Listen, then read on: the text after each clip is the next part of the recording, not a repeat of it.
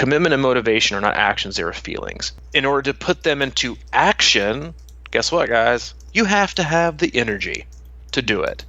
That means more time, less stress, being totally healthy, good boundaries with everything in life. Like, that's what allows you to put those into their physical form.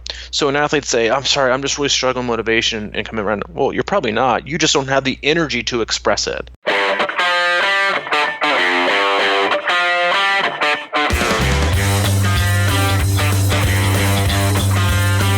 Coach Robbie, how you doing, buddy? Man, good morning. It is sunny. It is December 5th. And welcome. Crushing Iron Podcast 327. 327, man. What's happening? 327. Not much, man. Things are good. Welcome aboard. Appreciate you listening. If it's your first time, we cover all things triathlon, life, how they intersect, how they complement, and oftentimes take away from each other. And Mike and I, as both coaches and athletes, do our best to share our experiences as both athletes and coaches, and share some experiences as well with the athletes that we work with, and even oftentimes some of the members of our closed group, Crushing Iron group, that's on Facebook. A great place for a lot of feedback and people that will answer your sincere questions. And that's what we do. It's an open conversation. It is more of a thought dialogue just between Mike and I. No scripts, no sponsors, and we hope you take something beneficial from our conversation today. Hey, man, quit telling everybody we don't have sponsors. They know. I know. We gotta comment about that. Okay, they fine. probably, that's not true. Not everybody. I mean, we probably gain, one new listener for every podcast. So but you would generally think that they would probably assume that we don't, since we didn't start off with brought to you by Avocado Mattress. I know, but they're sneaking those ads in now in different weird places. I know, so it's interesting. Like I don't listen to a ton of podcasts. When I do, they do it well because they loop you in for the first 5 minutes with a couple quotes from later on in the podcast. We do that, and you do a good job of taking out a few of the good lines, throwing them at the end, kind of like a little teaser, and then it's like, hey, we got you. Oh, and by the way, your next 20 minutes is brought to you by Wooden Shaver Club. It is shavers on the plan. Like, dude, listen, give me the cheapest razor and give me some Barbasol shaving cream. That's really all a guy needs. But then you got all kinds of things with health insurance and the fitter. Anyway, we don't do that, and we're going to do our best as long as we can continue to make ends meet to be sponsor free and have this as a podcast that just, again, as both what Mike and I are going through personally as athletes and coaches, and just some general thoughts and see where they take us, and not be driven by having to meet other people's expectations or demands and fill your headspace with promotional propaganda and fruitless marketing. Mm-hmm. Yeah, man. And that quote was brought to you by... Hey, no. Go ahead.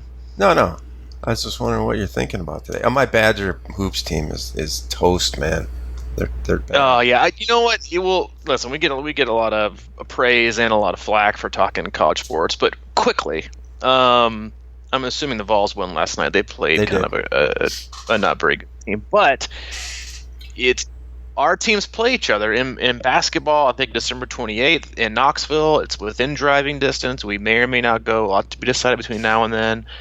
But as I was flipping through the predicted bowl games, yeah, don't even get me started on this. They did. They had a matchup of the one person had the Vols and the Badgers playing each other in Jacksonville on January 1st. Yeah, that person should be fired. And just saying, you never know. That would I be heard one. that. I said, come on, man. We're number 8 in the country right now. Are you guys even ranked? I mean, I'm not saying you're not coming along. Significantly. We're at the you guys are in T2 and we're still at mile 26 of the bike. Yeah, you guys are way ahead of us. And I'm not even saying that you're not worthy or better, but I don't think that's equatable this season. Yeah. I agree. It's all about money, though. But on to training. Do you have any topics today? Because I got a few. The only thing I had was I wanted to tell a little story here. about yesterday that I thought maybe could ignite something. All right. As many of you know, I'm a closet yoga fan. Closet yoga fan. Not really even closet. I'm pretty open about it's it. Not all. Closet. You talk to thousands of people twice a week. Right. Not a closet yoga fan. So I go to the local Y system here, and there's a variety of classes all over the place. It's never usually with the same teacher, but I finally found a teacher in a class that I really liked last week. It was my speed, my pace. I really enjoy the kind of slower pace because a lot of these yoga classes are turning into aerobicize, it seems like, and it drives me crazy because I just want to... Whoa. Say that again. It seems like a lot of these classes are aerobicize? Is that like a new lingo? Is that a new word? Or did you just make that one up? It might be old word. Oh yeah, it might be aerobicize. Like Olivia Newton-John kind of territory. All right, aerobicizing. All right, go ahead. Well, like more of a just a workout class where it's like what are some of these pump classes or whatever they are. Oh, yeah. And I was like, that's just not my thing. I like kind of chill. I like to ease into things. As you know, I like to ease into my races. I like to ease into my workouts and let the body kind of warm up. Days, yeah. Into my days and get, So I went down there. I was excited. We had a nice class, a bunch of people in there, and then I got there a little early, so I was sitting in this little lounge area, and there's a guy sitting there, and he goes, "Hey, I'm Dave. I'm the sub teacher today." And I'm like, "Oh, great." Oh boy. So whatever. I'm like, okay. So he to his credit, he said, "So what is this class like? How does she teach it?" And I said, "Well, I explained what I just said to you guys about it's nice and slow. She holds the poses. We had a long, nice talk about this yin yoga last week after class and how yin yoga is really like more about holding poses longer and it breaks into your fascia and blah, blah, blah." He's like, "Oh, that's interesting. Okay, cool." So we got in there and it was only like 4 of us. So I feel like I'm at least 25% worthy of a vote. At least. Especially since we talked for like 10 minutes about this stuff. And dude, he dove in hard with his own version of power yoga. Like out of the gate. And he's like, "All right, let's get that heart rate up. Let's get that heart rate." And we're just like moving out of the gate. And I'm looking at him like, you got to be kidding me, man. And everyone in there, and like, I don't know if you've ever taken a power yoga class, but I've never taken 3 now. A yoga class. Okay, well, ever. Power yoga is pretty intense, man. And so another thing about yoga is you're always supposed to go at your own pace. It's always your own practice, no matter if there's a teacher or not. So I get that. But when I'm looking around the room and everyone else is flying through these things, and I'm always about 2 or 3 steps behind, it got super frustrating. And not only that, nobody in there could handle what he was given. They were struggling. Nobody, it's like, all right, get into this. All right, next pose. Every, like 2 seconds, he's getting out of stuff. So the whole thing was just a mess, and I'm not feeling it. But what came to my mind was that now I'm like disappointed. I'm kind of not into yoga right now again. I was like kind of getting into it. You had a bad experience. Yeah, and what I took from it was like, okay, this guy's a quote-unquote coach, and he's jamming his philosophy down athletes' throats that don't want to hear it. And I wonder how often that happens. I mean, I've heard about it many times in triathlon. Well, my old coach made me do this and made me do that and was kind of aggressive and, tough, and they always wanted me to go tough it out and blah, blah, blah. And I just wonder how often that happens, And how often people get driven away from something they love because somebody wants to, I don't know, inject their own silly Russian gymnastics strategy coaching. Russian gymnastics. Hey, easy. We have a couple Russian listeners. Nothing personal, No, guys. but I'm just looking. They were the tough ones, like drive. Yeah, no. Grave, listen, basically. I think never we've wanted to all do gymnastics. I think we've all had bad experiences with coaches. Or bad experiences with teachers. And again, if this is your first time listening, this is where somebody might quit listening to our podcast and say, these guys have no idea what they're talking about. There is no topic. So before you give us a 1-star review, we're about to negative split this podcast. Here we go. I think it's super common to go into any kind of even like, so like when athletes come into endurance sports, whether it's triathlon or ultra running or long distance swim races, like we all take, I mean, I think it's human nature, one, to take past experiences with relationships or with work or just with people and project them onto what we see or what we think we should expect going forward.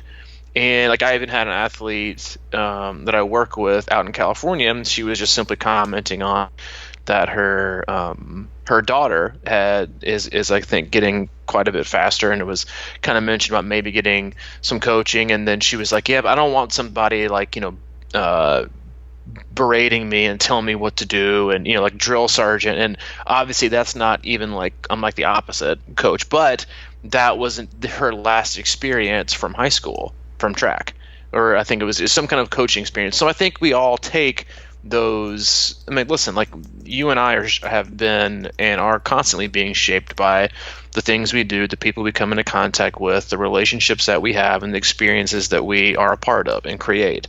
And if you've had really, really bad experiences, you associate those with the next. Like if you got out of a bad relationship, you're going to, they call it carrying some baggage. Everyone has athletic baggage. And that could be in the form of a coach, that could be in the form of training team even, or that could be in the form of when you're self-coaching, how you adapt to the training plan and what you saw yourself as good at or not good at. And you see that a lot as you start to work with athletes. And I mean, we kind of came into this conversation, we joke about now about you being, in my opinion, a much stronger runner than a cyclist, but you formulated your thought as, I am a much stronger cyclist than I am a runner, from your previous experiences of mountain biking, and that was kind of one of your very first endurance races, and you've always loved, it's kind of like your first endurance love. Mm-hmm. And so you gravitated towards that thought and you had that mindset, but then the truth, I think the reality is that that's not the case, and that you're actually a better runner. And so when we take these preconceived experiences and notions that oftentimes aren't right, they're just what we've experienced, so to us that's our reality, then oftentimes it can lead us to making very poor decisions in training or in racing. Like I even had this conversation with another athlete going back and forth on who kind of, I think it was kind of spurred on by you and I's conversation about about you and your cycling and running. And he was looking at, he's an athlete that always does Ironman Wisconsin, always. And he has been like chipping away at trying to get his Kona slot and really trying to figure out, how to. He went from like 5th to 4th to 3rd, and this last year I think was 2nd. And then he always like shoots me text messages after like Ironman Arizona or Cozumel, and these guys that he's beating by like 20-30 minutes at Wisconsin are winning their age group these other races. And so again, like you don't know what the competition was, or if Wisconsin was their A race or B race, but it kind of brought up the question to me. He's like, now I'm starting to wonder, kind of like your conversation with Mike, is this course the best course for me? And so we again, like we always gear ourselves and find ourselves like in swimming. I always say your stroke patterns and mechanics, they might be wrong, but the reason they feel right is because we go with the path of least resistance. And I think we oftentimes do that as well with races and even distances. Is this my best distance? Because we just have this thought, of ourselves. And I made a quote about this, I think it was over the weekend, about some of the ladies that we have that are just doing awesome work right now. And I said, it was something to the line of, believe in yourself, but don't always believe yourself. Because we oftentimes, I think, tell ourselves lies, or in your case, like you had a bad experience. So now the next time you come into a yoga class, even if it's a different teacher or the same, you're going to have a kind of an assumption or an expectation of how if it's another sub, here we go, it's another substitute yoga teacher. I'm not even going to talk to him and share him my experience and what I would like to see, because the last one didn't even listen to me. Yeah. So I think, I think those thoughts and those feelings really permeate, again, everything that we do and everything that we're about in terms of just, humans and in relationships and business and in training. And no, I think it's a great topic, and you could spin that off in terms of how we look at training, how we look at life, how we look at racing, how they intersect in terms of balancing volume and intensity, and what races are best for us and what are not, and what are we really good at and what are we not, and what are our strengths and what are our weaknesses, and are we in fact, I'll say living a lie because that sounds terrible, but are we lying to ourselves, or just living in this moment that happened years ago, or this thought that we had? And the truth is that there are better opportunities and other things out there to dispel that myth or reshape a new experience or put you steer you towards a different direction that may be a lot different, but also that's much more beneficial than the one that you feel like you're geared for. I always get twisted up in these this ideas about lying to ourselves, because sometimes like I like that quote about believe in yourself but don't always believe yourself. But there's like this, you hear about positive affirmations and things like that may or may not be true, but you're kind of trying to get your head in the right space, and there is something to be said for thinking in a way that is a good pattern that will change the way you think, and that sort of stuff like that. And I know that people come to you all the time because, as a coach, you're someone that they want to give direction and guidance and stuff like that. And I'm sure, though, that, you're who's someone I would describe as a very open-minded coach and someone who is flexible and is willing to look at different things. But you also have to, sort of gauge when you have to kind of step in and put your stamp on it too, So I'm real curious actually how you sort of navigate those waters where, like a lot of people just say, I just put it in there and I just want to do it. I don't want to think about it.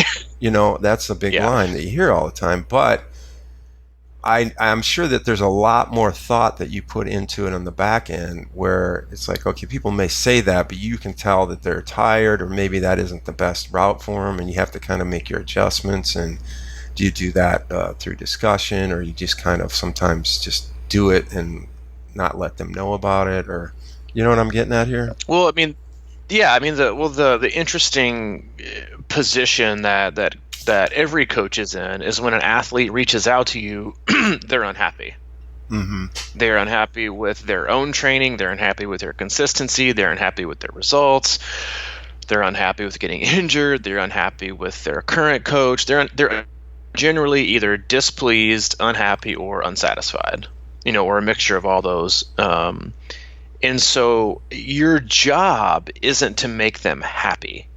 I think that's, again, I think that's coaching is just a very interesting profession, in that many athletes have different expectations of getting coaching and what that looks like. And so when some athletes have had 10, 15, 20 years of experience in the sport and they just know one thing.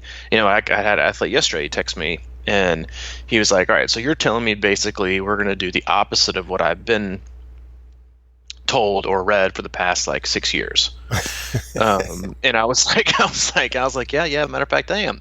And he said, all right, so before, I just wanted to make sure. And I said, well, to be fair, what you read and what you're in the last 6 years got you to me. And that wasn't like a shot at him as like that wasn't working. It was like whatever you were doing wasn't working. And oftentimes it's not even like this huge psychological or philosophical difference in training. It's, again, like I always talk about coaching and training as creating a meal.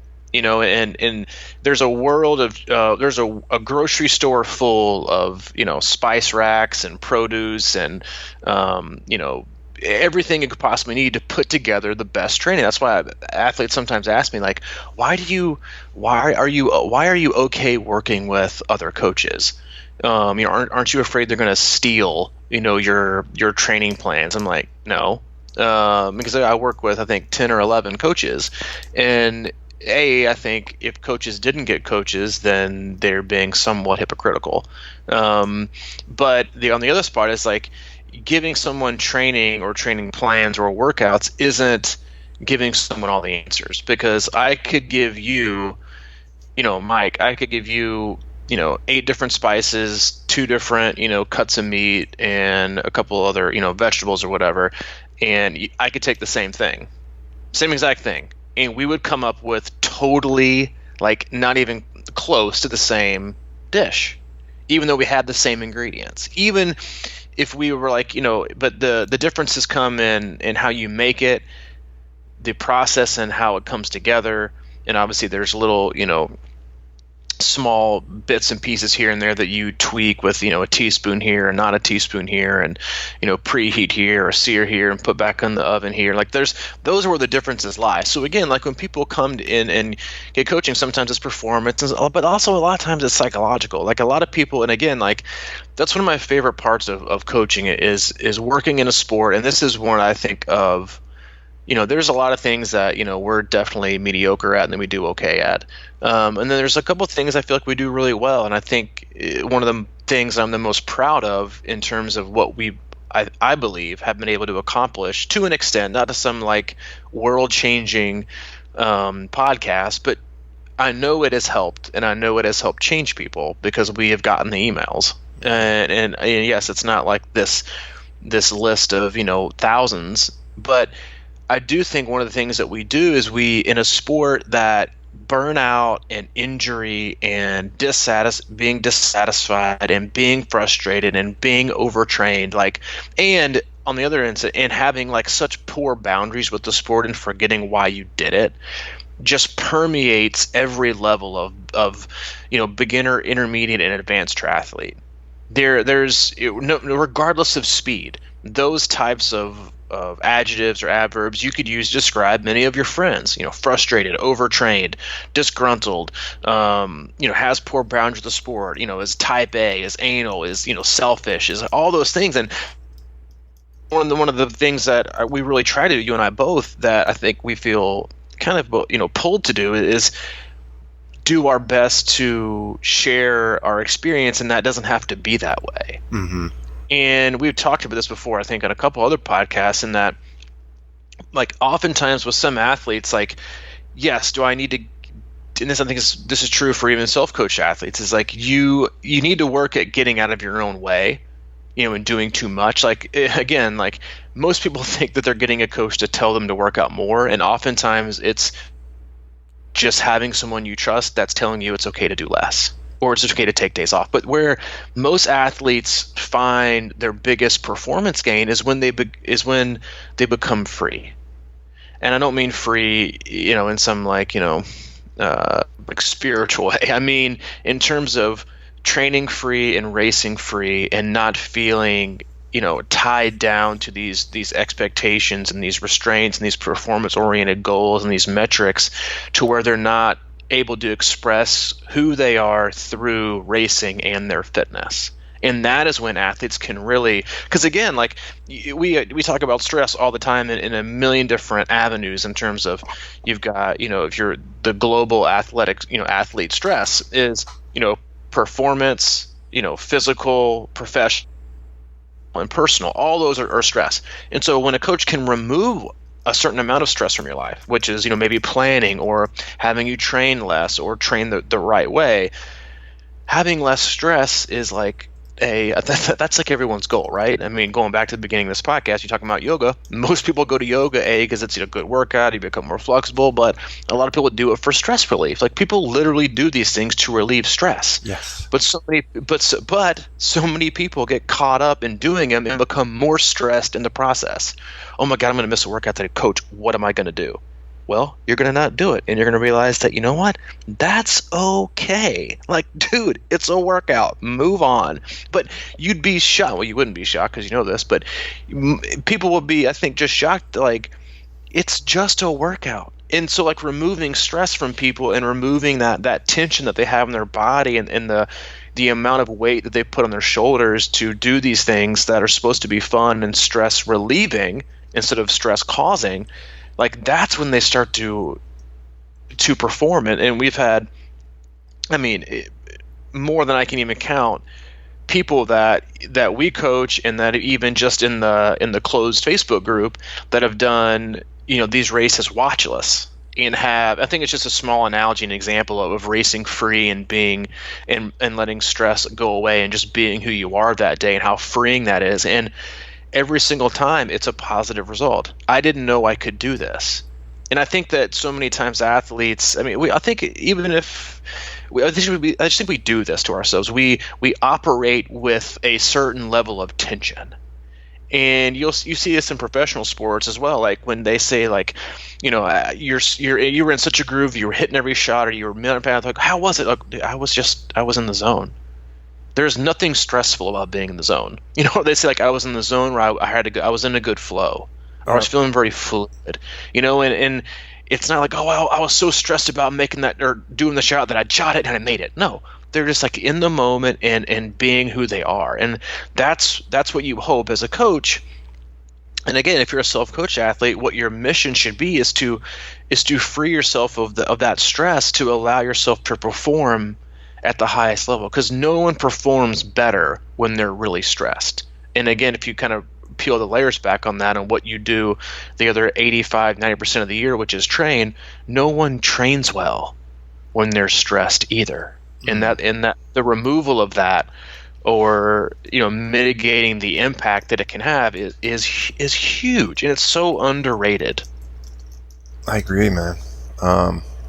As you're saying that, no one races well, or when you don't want to be stressed when you're racing. I was thinking back to my best Ironman performance, and I got sick the days leading up to the race. And what did that do for me? Well, obviously I wasn't feeling well, but I was like, well, I got to just go do it now and see what happens. And I went out and had easily my best Ironman down in Chattanooga.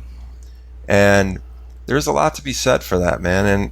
And you've said it before, what is it, the Spanish learning language thing, Rosetta Stone.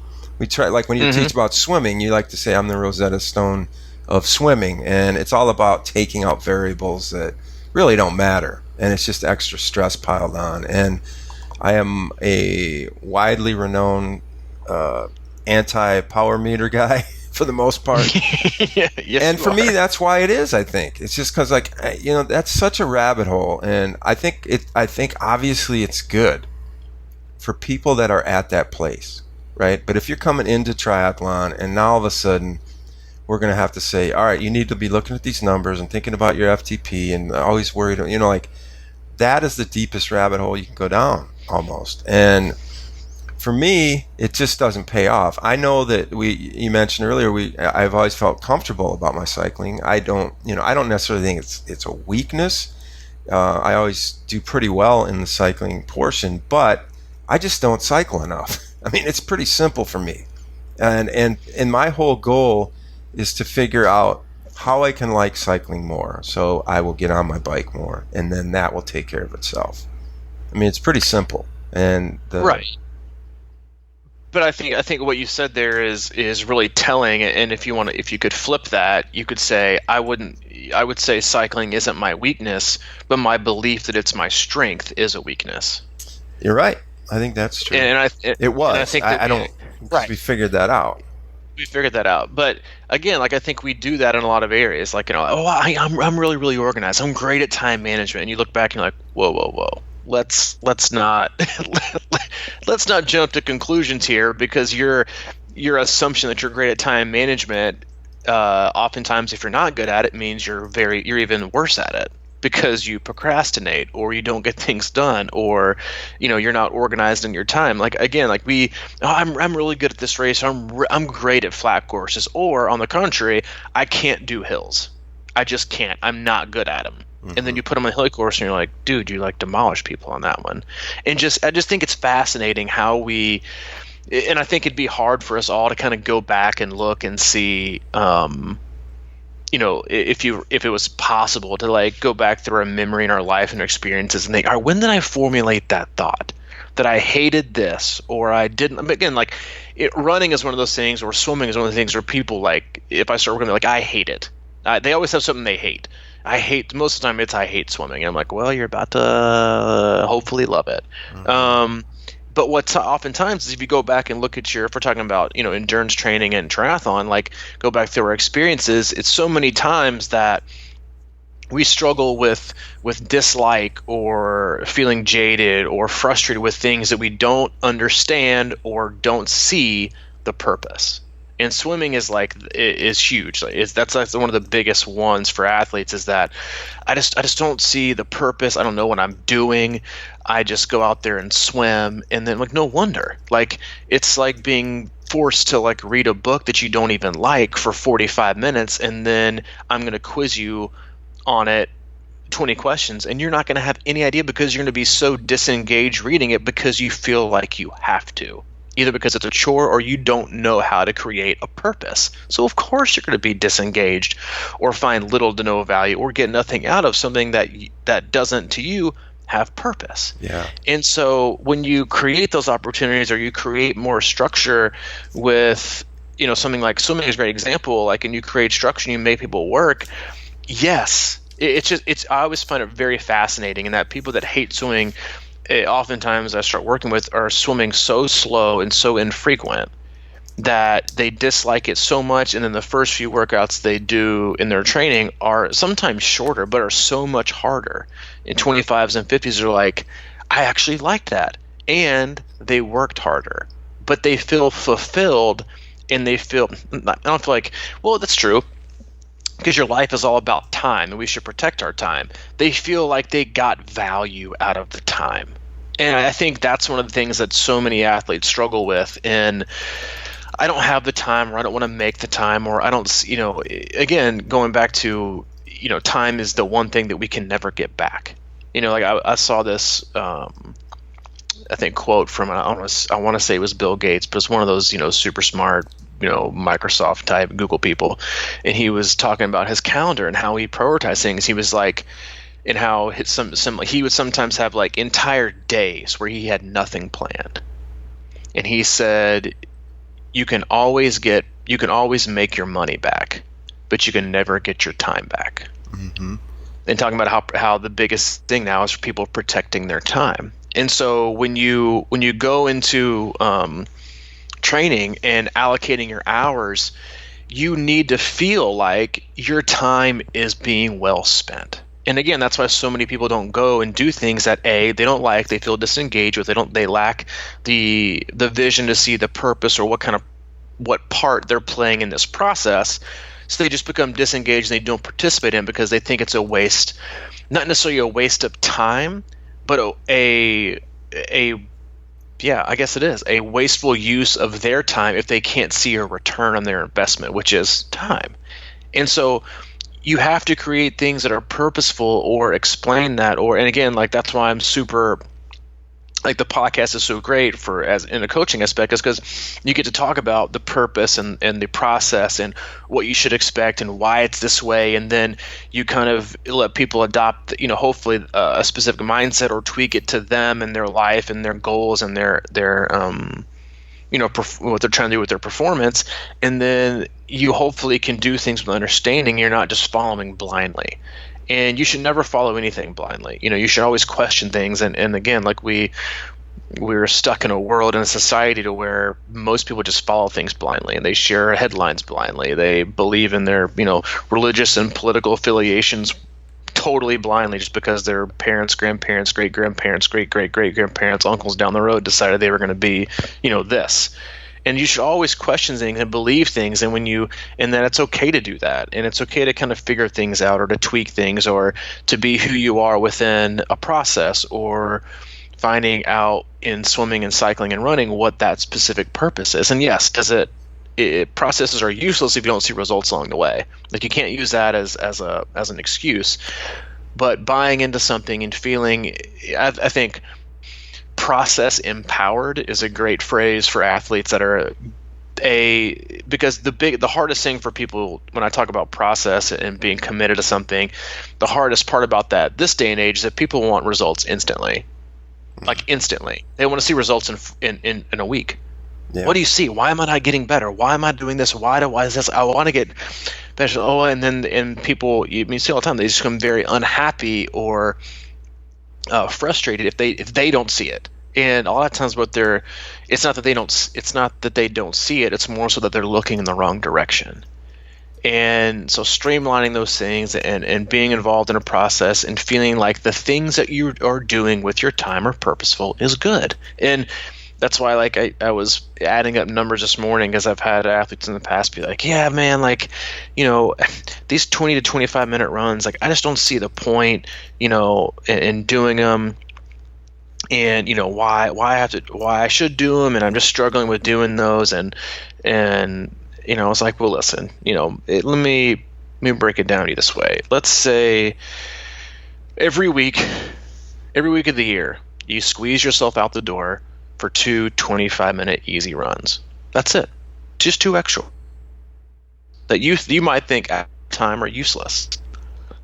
At the end of the year, you will have accumulated 43 hours more of running.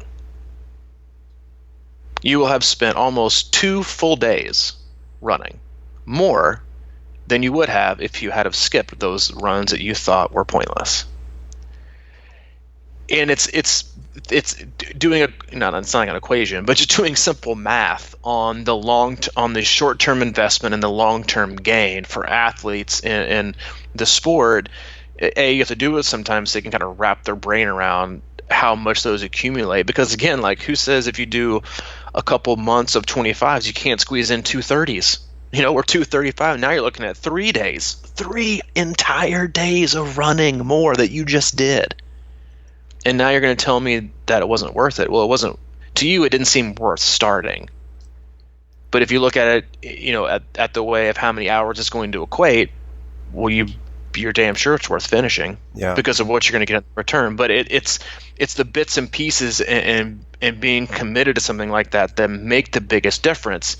But again, we allegedly protect our time so much, and so I think that, like, finding a purpose, and again, going back to, your yoga analogy, is that, like, you now are going to feel like, do I go to this yoga class or not? Because my time isn't, I got to drive there, I got to spend the time doing the yoga, I got to get back, and I got to get home. I'm looking at, like, just for easy sake, like, say it's an hour and a half.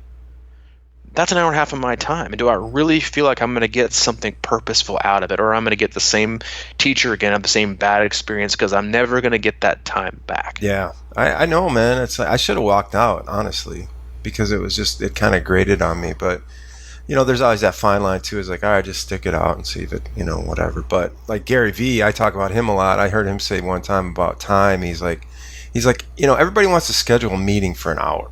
He goes, I've never bought into that. He says, I schedule meetings for like 12 minutes. He goes, if we haven't, I walk in to pitch a company, and I can tell within the first 15 minutes whether or not it's going to work out.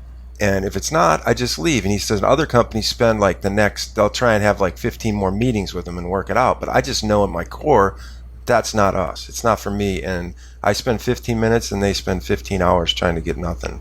So I always thought that was interesting. But yeah, like what you're saying about the running the twice a week for 25 minutes and all the extra time over the course of the year that adds up to as far as extra mileage. But man, for me, it's like it's 100 extra times a year that you have done something that you just didn't quite feel like doing, or it's that motivation getting out the door kind of habit that you're building. It's a, and I look at that right now as like, it's very difficult for me to actually work out. Last night was the first time I got on my bike in a long time. And I didn't go in there with this idea that I was going to make that up, in one session. I was just saying, I literally said, get on this bike and spin easy for like 30 minutes. Just go there, start there. And I was watching the game and I ended up going like 50 minutes. And it wasn't anything hard, but I had to break that threshold of getting back on there. And I didn't want to do it in a way that was like a power yoga way where I would regret it and I'd feel sore like I do right now from what he was doing and lose the, enthusiasm for it. I forgot what else it was saying. Like with me regarding, or people swimming, and how like people just hate certain things and they just don't like them. And I always think back to this analogy of how many times in my life when things that I've hated initially become some of my strongest loves. And a lot of times that happens with music, with bands. I remember it happening, honestly, way back in the day with the Rolling Stones. I heard a song of theirs and I was like, I just absolutely hate this band. I think it was the song Miss You.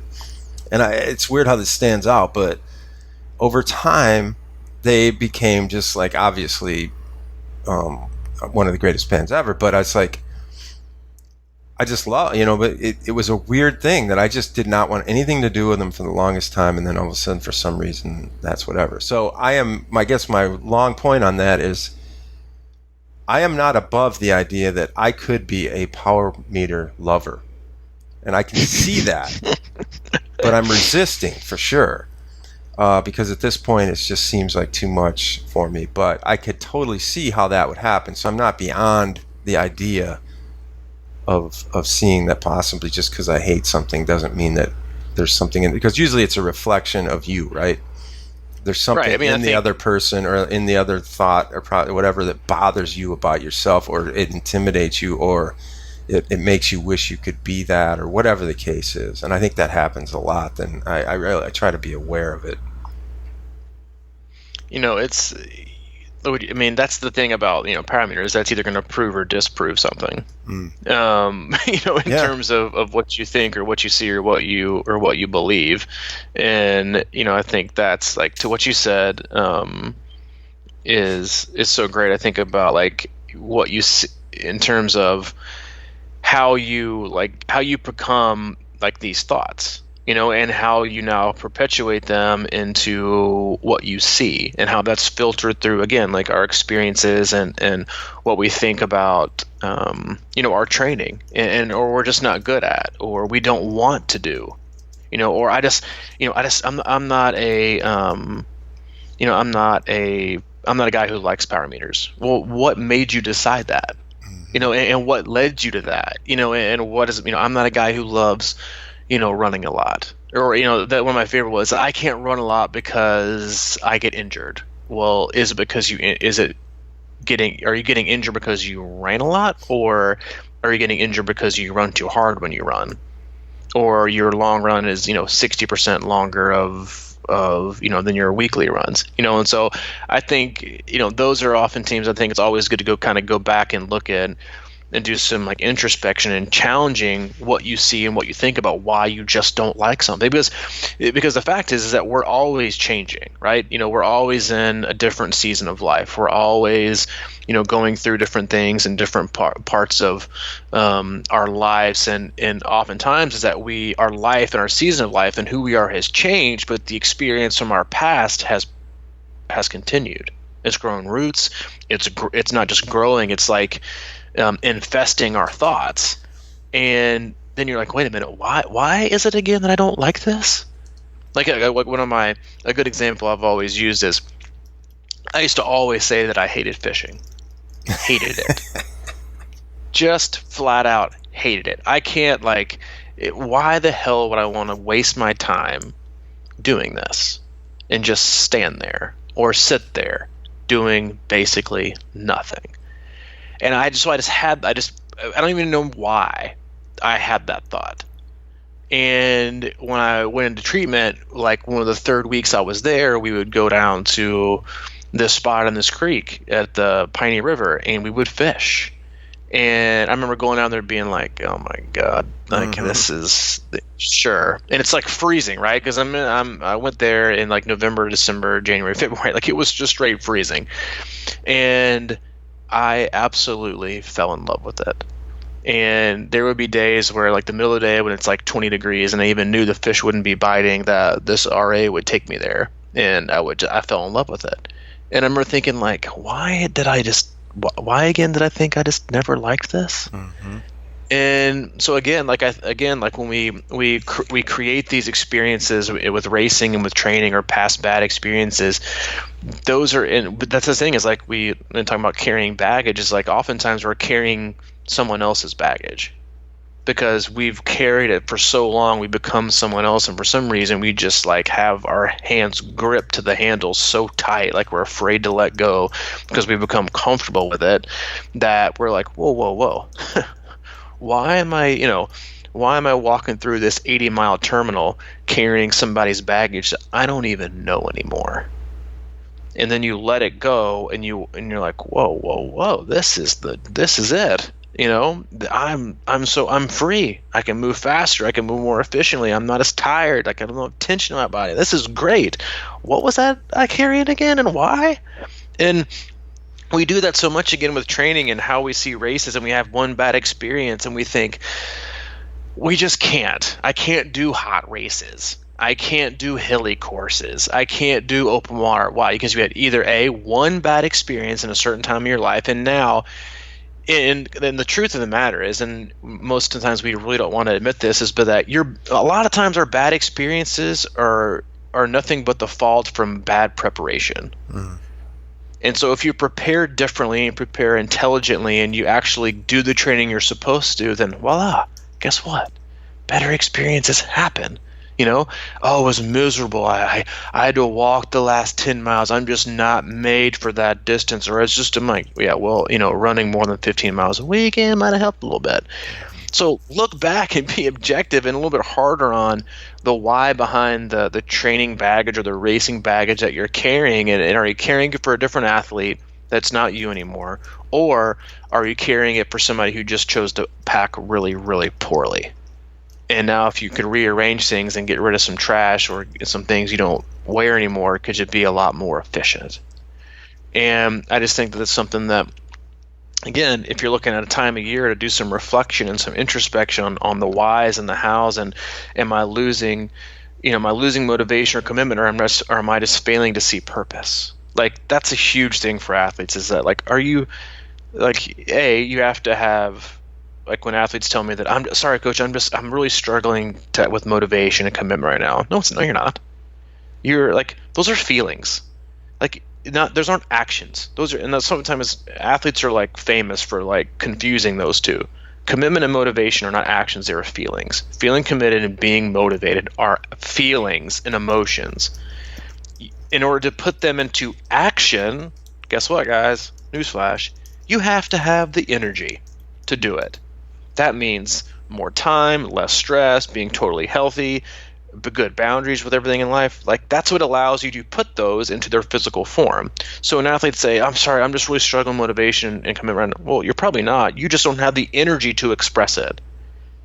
And so in order to like look back on your life and your training and these experiences, like, look back and think, all right, I got this experience. I thought I was this. Maybe I'm not. Now is the time for me to kind of reshape and reformulate looking on this past year. And is it? Am I really just not cut out for this distance? Or did I just, like the person who says they're really good at time management, or did I really just not do the sessions that I should have done? How many things did I skip? We don't want to blame ourselves. We want to blame events or environments that we're just not made for, when the fact is, it's like, yeah, well, if you want to go try and walk up Everest with no training in sandals and shorts, guess what? You ain't going to make it. It's not that you couldn't, or that Everest just isn't for you, even though it probably isn't. It's the fact that you didn't prepare. You didn't wear the right clothes. You didn't do what you're supposed to. You didn't try to get acclimated to the altitude. Like, these are all things that athletes just weekly and routinely forget to think about in terms of preparing and acknowledging that there's so much more in this world that we live in, and who they are as athletes and people and spouses and friends and parents and coworkers like that evolve and have an effect on who we do and how we do things. And I think it's a very good time of year to figure that out and to look at those things and question yourselves and challenge yourself, and hopefully just freaking get rid of your daggum baggage like that. Get rid of your old athletic baggage and just ditch it and decide that you're going to become a different one, or just simply do the work and recognize that you're not the same. Which could also be like the exact opposite, and saying, I just don't know why I can't meet the times that I did when I 15 years ago. Like, again, you're carrying the like performance baggage of your 25-year-old self who is single with no responsibilities, and the guy who's carrying those expectations now is 45 years old with 4 kids and who travels for work. It's a little bit different. So just think about those things, and I do. I think if you focus on those, and I think it'll open up and allow less stress and expectation onto what you're trying to achieve, and that should at least be able to help you perform to your best, not your past best or what you think might your future best be, but your current best. Preparation is hard, man.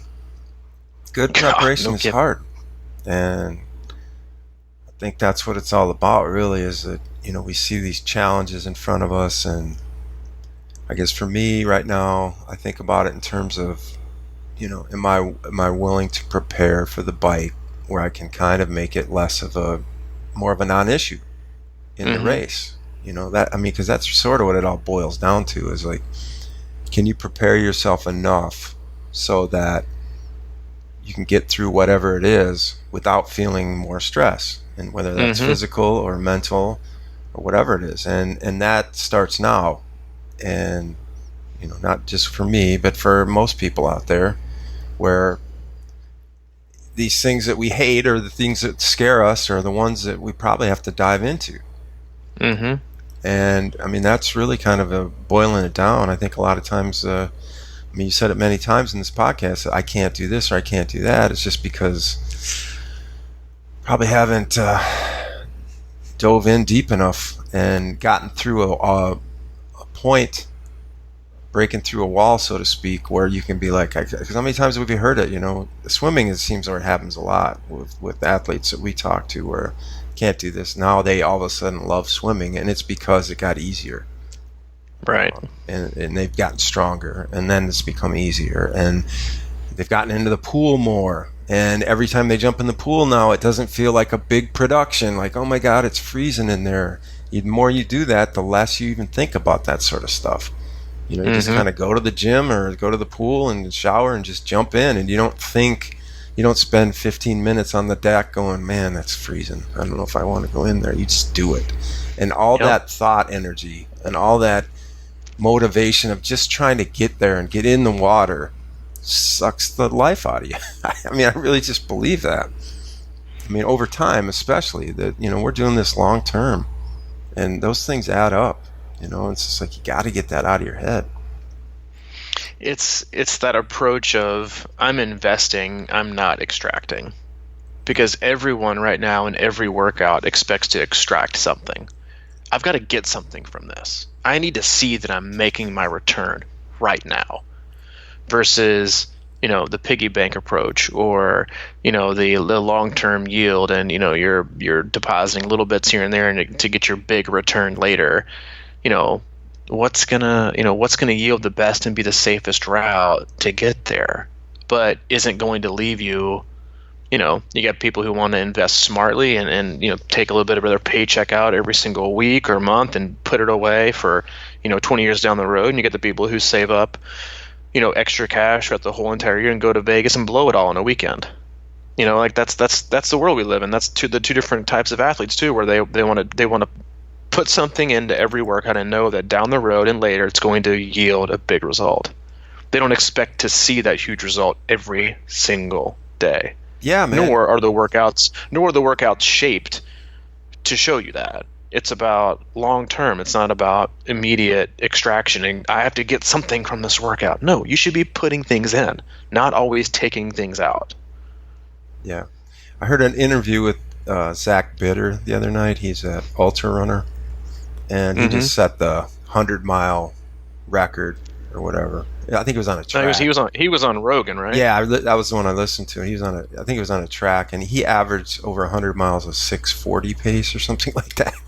And yeah, he was talking about, you know, the 4 or 6 months of training, you know, to peak for something like this, and he was like, you know, my slower, easy workouts, he says a lot of times, you know, whether that's 5 to 8 miles, I don't know, whatever it is, something that's easy for him, and maybe that's our 25-minute runs, you know.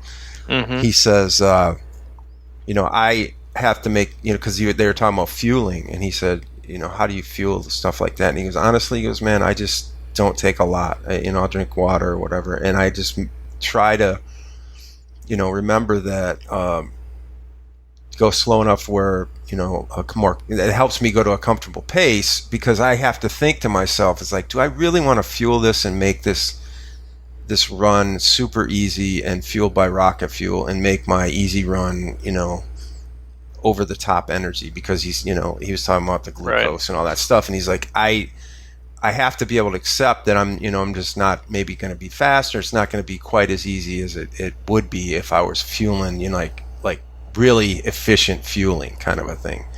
And and that's all part of the body, positive stress that you put on your body and things like that. But I think also it's a lesson about what you're saying as far as trying to extract from every workout. I mean, obviously, how many workouts we do are just building blocks, and we can't look at them as something that's going to be some kind of PR, or mentally say, oh man, I am faster than I think, or whatever the case may be.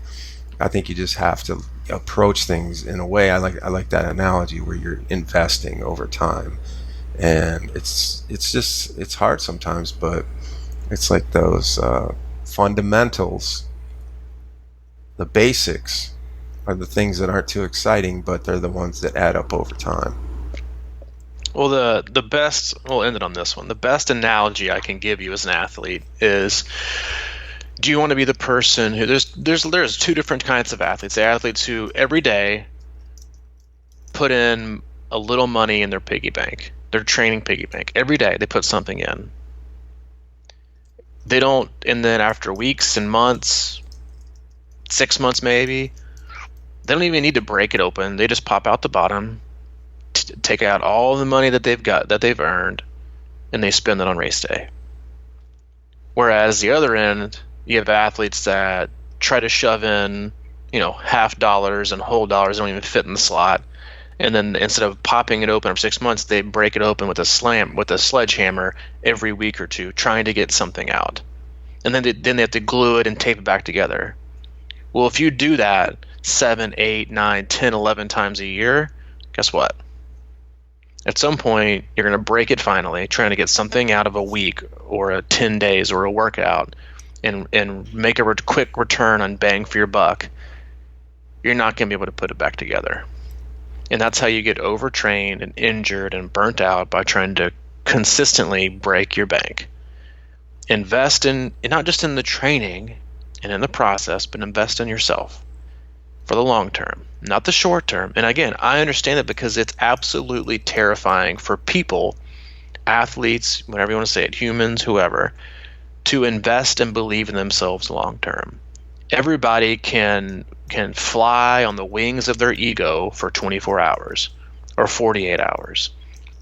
Everybody can latch on to their ridiculous, what may seem far-fetched hopes and dreams for a day or a week.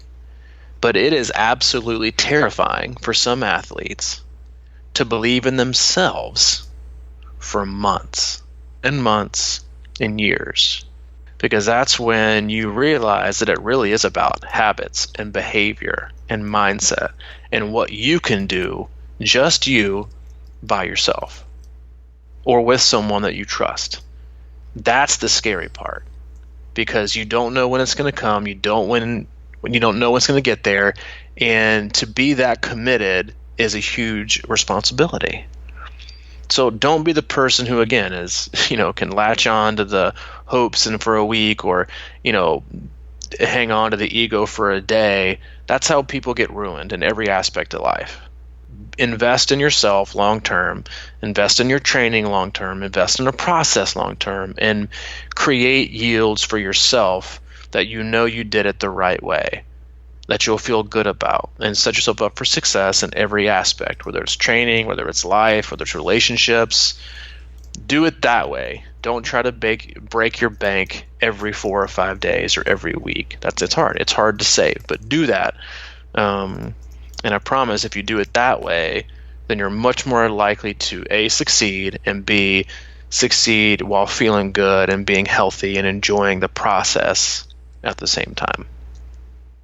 Very well said, man. I really like that. Thank you. Your race probably isn't today. So, so don't do it.